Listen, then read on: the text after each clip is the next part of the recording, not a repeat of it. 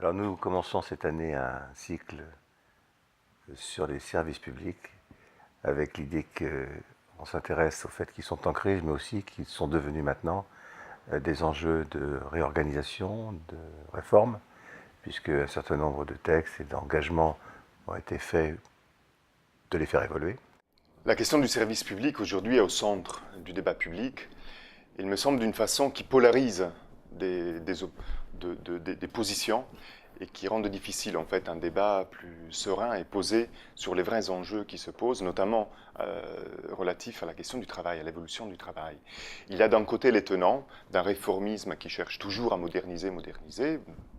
sur des principes un peu abstraits, et d'autre part les tenants plutôt d'une position qui cherchera à défendre les acquis du passé. Voilà. Et donc, à travers ces deux positions, nous, ce qu'on propose, c'est de frayer un chemin intermédiaire pour essayer de voir quelles sont les questions qui se posent à travers la volonté de faire évoluer le service public dans un sens qui soit plus pertinent et plus adapté aux attentes sociétales d'aujourd'hui. L'idée, c'est que les services publics, on connaît des crises depuis longtemps.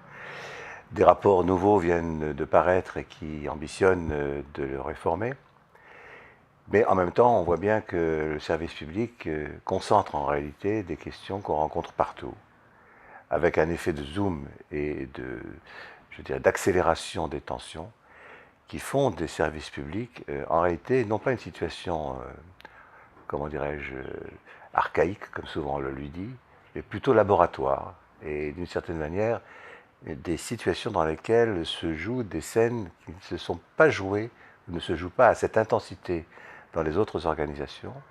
d'où l'idée que c'est un endroit qui mérite toutes nos attentions, à la fois par les enjeux, mais aussi par l'occasion qu'elles offrent d'approfondir les questions qui nous occupent. Principalement, le terme l'indique, services publics, ce sont des services. On y retrouve donc toutes les tensions qui naissent à travers les services, par leur confrontation avec une organisation et un modèle économique qui est plutôt inspiré des dynamiques industrielles qui sont complètement antagoniques à cette question. Et dans la dimension des publics, du service public, émerge une question que dans les organisations normales on n'a pas, où l'accès aux services est filtré par la capacité monétaire.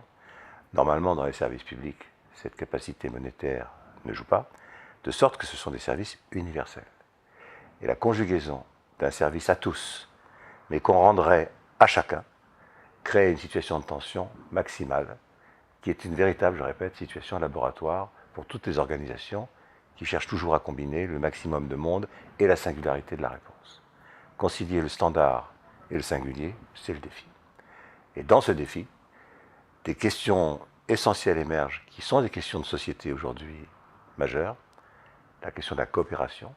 Le service suppose l'écoute, suppose la réciprocité, suppose la coproduction, et les organisations ne sont pas du tout calées sur cette dimension-là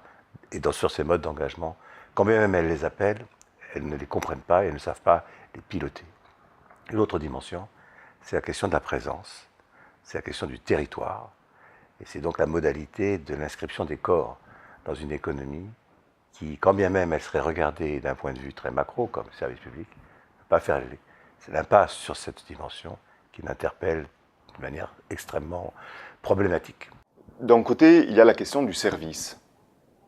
Et il s'agit de voir comment aujourd'hui, face à des problématiques sociétales nouvelles, émergentes, face aussi à l'aspiration des personnes d'être prises en compte de manière plus personnelle, plus singulière, dans leur singularité, on voit comment toute une culture historique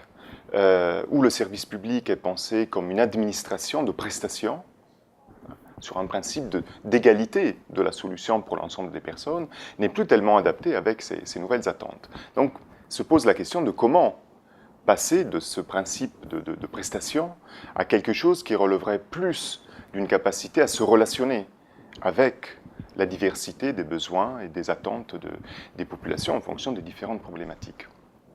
Or, cela pose effectivement des questions de professionnalisation et d'organisation, et aussi d'évaluation, et peut-être surtout d'évaluation, puisque la question de l'accès aux services n'étant pas réglée d'avance avec la question de l'égalité, même service pour tous, alors se pose a posteriori la question de comment on évalue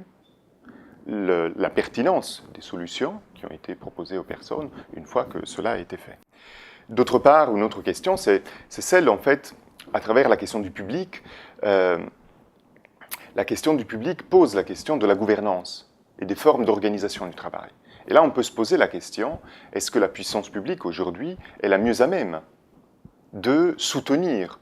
ce type d'activité qui a besoin de passer par un engagement plus fort des personnes, par une dimension relationnelle plus forte, la prise en compte de la singularité de chacun, alors qu'on a en fait des grandes structures plutôt bureaucratiques sur un principe qui est justement de s'éloigner de la singularité des personnes. Voilà. Et donc on peut imaginer aujourd'hui que de nouvelles formes d'organisation du travail. Et derrière l'organisation, il y a aussi la question de la gouvernance, c'est-à-dire comment se prennent les décisions, comment s'opèrent les évaluations, comment les choses sont pilotées, sont conduites, comment elles sont discutées avec l'ensemble des parties prenantes, des acteurs qui sont concernés par le service public. Comment imaginer de nouvelles organisations en capacité d'assumer ce type d'activité, tout en garantissant le principe d'intérêt général, qui est celui qui relève en propre de la puissance publique, mais dans des formes organisationnelles qui permettent d'être en fait aussi dans le soutien de la relation.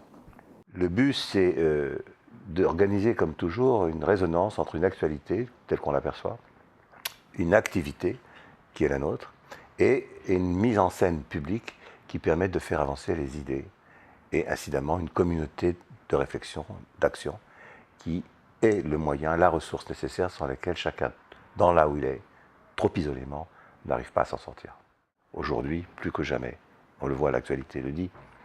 c'est la conjugaison des plans qui est toute l'affaire, de sorte qu'on ne peut pas réserver ces questions, quelque importantes qu'elles soient,